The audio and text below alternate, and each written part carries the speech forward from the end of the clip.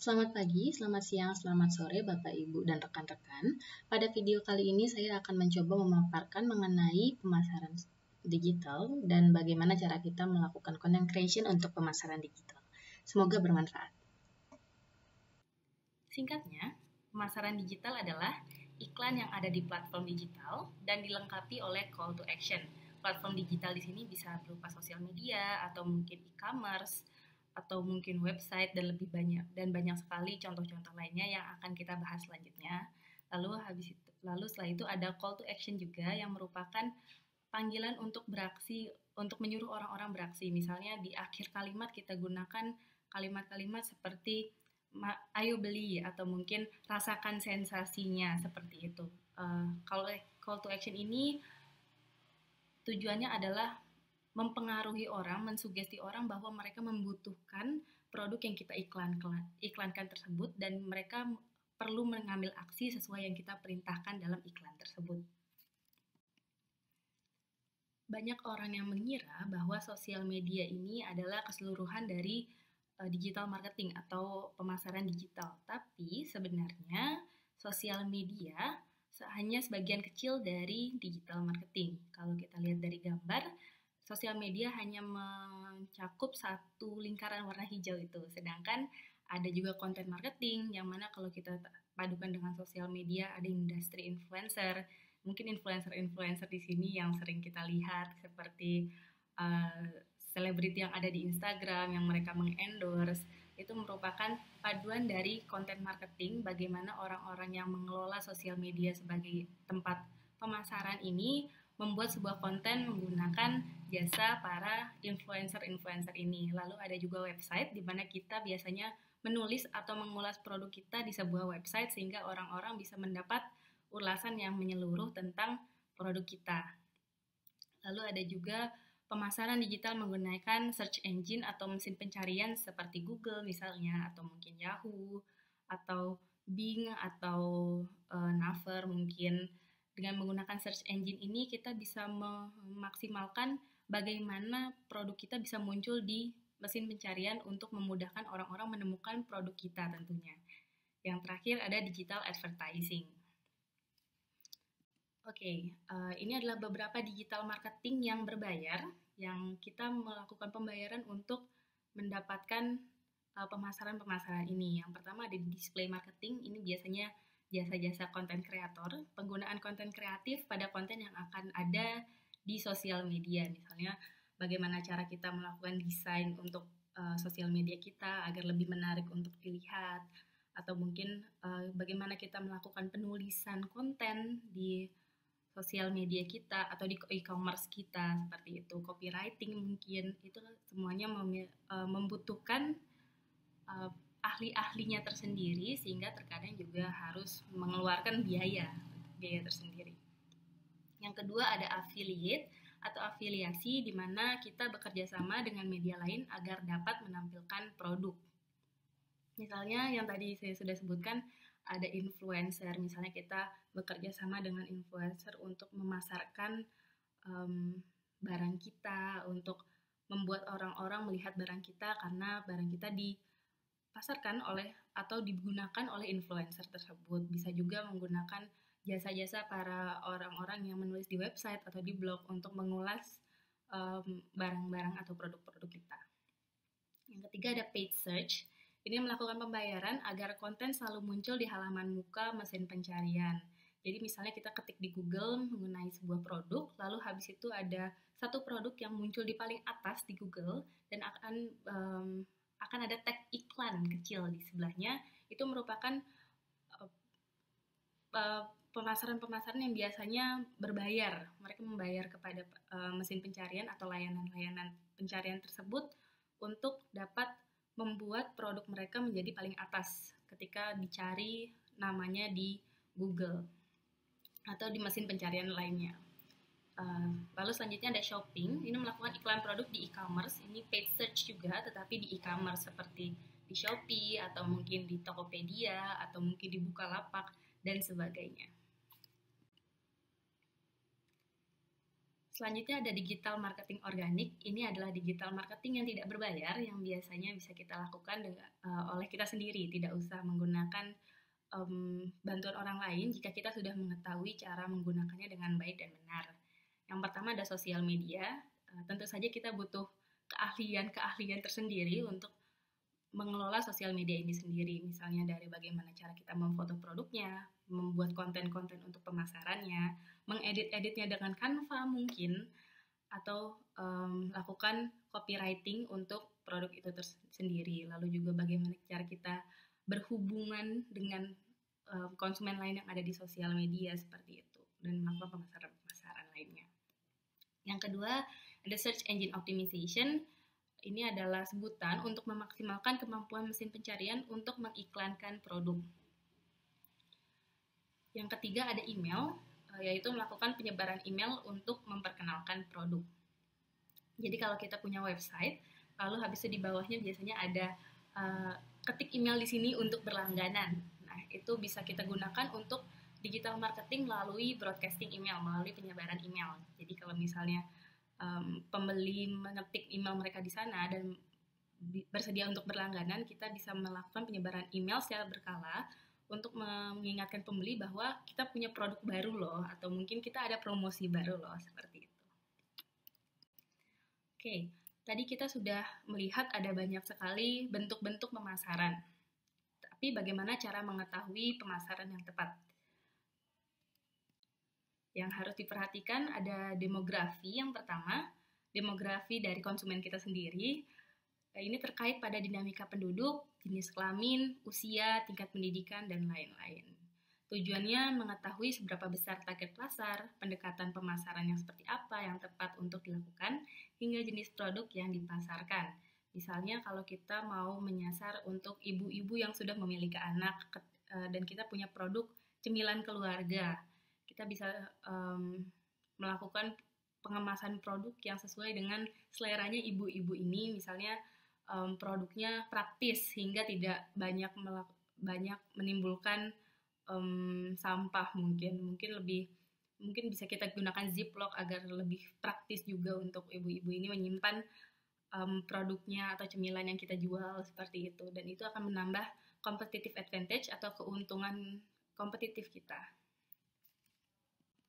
Yang kedua ada psikografi. Ini adalah karakteristik kepribadian, sikap, gaya hidup yang mempengaruhi perilaku pembelian. Tujuannya mengetahui kebiasaan dan lifestyle calon pembeli, dapat menentukan produk ataupun waktu yang tepat untuk memasarkannya. Misalnya kalau target kita adalah anak-anak seperti saya mungkin yang umurnya antara 18 sampai 25 tahun, kita bisa tahu seberapa banyak mereka mengakses sosial media atau jam berapa mereka mengakses sosial media, sehingga kita bisa tahu waktu yang tepat untuk mengeluarkan sebuah konten agar bisa lebih cepat dilihat oleh orang-orang yang menjadi targetnya. Misalnya kalau 18-25 tahun, biasanya jam 7 malam atau jam 12 siang, konten-konten akan keluar untuk menarik orang-orang di target umur ini untuk melihat sosial media mereka. Yang ketiga ada geografis. Ini adalah lokasi ketika menentukan target, karena tidak semua produk dapat dijual di mana saja. Jadi kita harus tahu di mana target geografis dari konsumen-konsumen kita. Tujuannya adalah faktor yang dipertimbangkan, apakah produk dapat dipasarkan ke mana saja dan juga produk apa yang dapat dipasarkan, serta mengatur ongkos kirimnya. Tentu saja karena kita menggunakan platform digital yang harus menggunakan jasa pengiriman, kita harus bisa mengatur ongkos pengiriman dari barang itu. Juga bagaimana logistiknya, bagaimana cara kita mengemas produk tersebut agar tetap baik kualitasnya ketika dikirimkan melalui jasa pengiriman. Nah, bagaimana cara kita mengetahui ketiga aspek ini dari demografi, psikografi, lalu ada geografis? Kemarin kita sudah menonton sebuah video yang menjelaskan mengenai Google Form dan bagaimana cara kita melakukan itu, menggunakan Google Form tersebut untuk riset pasar. Nah, dengan riset pasar ini kita bisa mengetahui unsur-unsur yang tadi kita telah bahas bersama-sama. Oke, lanjut. Ini adalah content creation. yang merupakan bagaimana cara kita untuk membuat sebuah konten agar bisa lebih baik diterima oleh para konsumen. Yang pertama tentunya karena kita berada di dunia digital, sangat diperlukan untuk mengambil foto produk yang bagus untuk menunjukkan kredibilitas dan juga untuk menarik pelanggan untuk mengklik situs yang kita sudah post, yang sudah kita kirimkan di media digital. Yang pertama, ada beberapa tips. Yang pertama adalah gunakan background berwarna putih agar produk-produk yang kita coba untuk pasarkan di sini bisa lebih menonjol ya. Yang kedua, ada detail foto dan jarak yang cukup dekat sehingga bisa memperlihatkan detail-detail dari barang tersebut. Yang ketiga, gunakan properti mendukung, tapi pastikan properti tersebut tidak menutupi produk yang akan kita pasarkan. Jadi fokus dari foto tersebut tetap merupakan produk yang akan kita pasarkan. Yang keempat, perhatikan pencahayaan yang baik. Lebih baik jika kita bisa menggunakan sinar matahari alami untuk sebuah foto karena hasilnya akan lebih baik. Namun kalau tidak bisa dan harus melakukan foto di dalam ruangan, gunakan lightning atau pencahayaan yang memadai atau gunakan ring light juga untuk dapat memastikan bahwa produk dapat mendapat sinar yang baik untuk fotonya. Yang selanjutnya ada angle dari berbagai sisi, misalnya dari tampak depan bagaimana, dari tampak samping bagaimana. Ini agar pembeli dapat lebih mengetahui tampilan produk kita. Selanjutnya ada gunakan tripod untuk lebih stabil fotonya dan tidak blur karena kita mungkin ada yang gemeteran tangannya dan sebagainya. Selanjutnya ada berikan watermark nama lapak, ini agar foto kita tadi tidak dengan mudah dicuri oleh lapak lain. Yang selanjutnya ada resize, pastikan bahwa setiap foto yang kita siapkan sesuai dengan bagaimana tampilan di media yang akan kita gunakan. Misalnya ketika kita gunakan di Instagram feed, tampilannya bisa persegi biasanya. Kalau Instagram feed persegi agar lebih baik. Lalu kalau kita mau post di Instagram story, kita bisa menggunakan tampilan yang potret, yang biasanya full screen potret. Lalu kalau misalnya di e-commerce bisa persegi juga sama seperti Instagram feed. Dan resize ini sangat signifikan perbedaannya karena menunjukkan seberapa niat kita mengedit atau membuat sebuah konten untuk disesuaikan dengan media yang kita gunakan. Yang terakhir ada edit agar menarik. Kemarin kita sudah memiliki materi mengenai Canva. Nah, Canva ini bisa digunakan untuk mengedit foto agar lebih menarik tampilannya. Nah, berikut adalah beberapa contoh foto produk yang menarik. Yang pertama menggunakan gimmick USP atau Unique Selling Point. Unique Selling Point ini adalah bagaimana ciri-ciri atau poin-poin khas dari produk yang kita tawarkan yang digunakan untuk menarik konsumen agar tertarik untuk membeli produk kita. Yang kedua ada watermark. Kalau kita lihat di sini, di tengah-tengah gambarnya tuh ada kayak tulisan transparan yang menunjukkan tulisan nama dari lapak itu, sehingga gambar ini akan sulit untuk dicuri oleh lapak lain. Yang ketiga ada properti. Dapat kita lihat bahwa produknya di sini adalah yang di botol tersebut, minuman dalam botol tersebut, tapi ada properti di sampingnya yang membuat foto tersebut menjadi lebih menarik.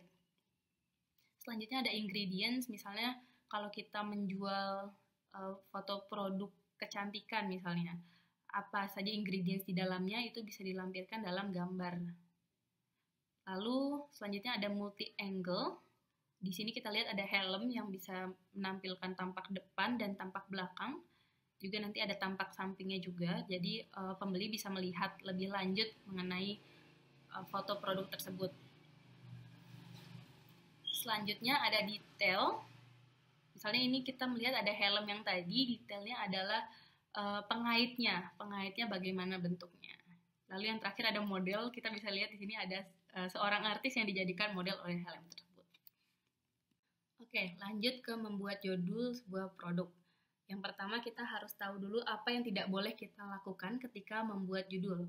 Yang pertama ada menyertakan USP atau unique selling point di judul produk yang akan membuat judul produk terlalu panjang. Ketika judul produk terlalu panjang ini malah akan membuat kita rugi sendiri karena produk ini tidak akan efektif muncul di mesin pencarian. Padahal mesin pencarian ini adalah salah satu cara terbaik konsumen menemukan produk kita.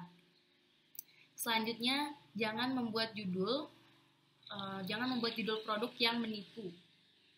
Sertakan judul produk yang sesuai dengan produk yang kita jual. Dan yang terakhir, hindari menaruh harga, promosi, dan nama seller di judul produk. Yang harus kita lakukan ketika membuat judul, yang pertama adalah melakukan riset judul produk menggunakan kolom pencarian. Jadi di Google misalnya, kita mau membuat judul untuk produk selondok singkong misalnya. Kita cari dulu di Google mengenai selondok singkong dan kita lihat nama apa yang paling sering muncul di Google. Lalu setelah itu kita cek judul produk paling sering cari menggunakan Google Trends. Nanti ada videonya sendiri setelah video ini mengenai Google Trends. Selanjutnya adalah pakai kata deskriptif tambahan dan judul yang mudah dipahami. Selanjutnya ada gunakan info pendukung di deskripsi, bukan di judul. Jadi seperti unique selling point tadi, gunakan di deskripsi. Paparkan keunggulannya dan manfaat produk di deskripsi produk yang menyertai judul produk, jangan di judul produknya. Lalu detail produk lengkap dan jelas. Jadi di deskripsi tadi gunakan detail produk yang lengkap dan jelas di deskripsi. Lalu ada jaminan produk, kalau misalnya ada sebuah garansi, real pick dan expired date-nya, gunakan jaminan produk yang sesungguhnya dan jangan menipu. Lalu di deskripsi juga gunakan link website, sosial media, dan juga hashtag misalnya kalau kita gunakan sosial media. Yang terakhir, gunakan SEO keyword untuk membuat judul. Misalnya gunakan keyword populer di kolom search marketplace maupun Google. Di judul juga tidak perlu menambahkan kata jual, tidak lebih dari 70 karakter di judul karena SEO hanya akan mencari maksimal 70 karakter. Lalu juga gunakan 3 kata kunci utama karena SEO hanya membaca 3 kata pertama dan selebihnya hanya akan masuk pendukung dari SEO itu sendiri. Oke, selanjutnya kita menuliskan deskripsi produk. Tadi sempat dibahas sedikit di menuliskan judul produk. Tapi ada beberapa step yang harus kita lakukan ketika kita ingin mendapatkan judul produk yang berimpact atau berdampak ke konsumen. Yang pertama, lakukan riset terlebih dahulu. Tadi mungkin kita bisa menggunakan Google Form untuk mengetahui konsumen kita seperti apa sih, lalu apa yang mereka suka, bagaimana bahasa yang mereka suka untuk pemasaran, dan lain-lain.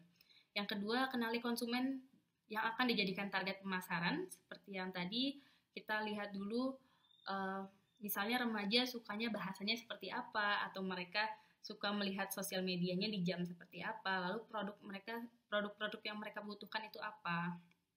Yang akan kita hubungkan ke langkah ketiga, yaitu kenali apa yang diinginkan dan dibutuhkan pembeli.